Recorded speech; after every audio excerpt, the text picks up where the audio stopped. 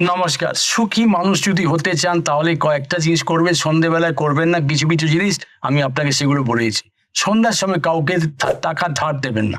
না টাকা ধার দেবেন, না কারোর থেকে নেবেন। এটা ভীষণভাবে দারিদ্রতায় কিন্তু ফেলে দেয়, বহু সমস্যা এনে দেয়।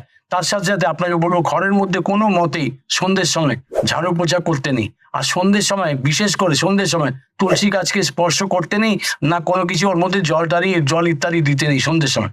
সন্ধ্যের সময় ঘরের মধ্যে প্রত্যেক ঘরে লাইট জ্বালিয়ে রাখুন। 5:30 থেকে 7:30 এই টাইমটা হচ্ছে লক্ষ্মী আগমনের সময়। এই সময় প্রত্যেক ঘরে কোণা কোণায় লাইট জ্বালিয়ে রাখুন। দেখবেন আপনি কত সুখী হবেন, কত আলোকমান করে রাখবেন ঘরটাকে। তার মধ্যে দেখবেন আপনার ঘর আলোকমান হবে, আপনি নিজেও আলোকমান হয়ে থাকবেন।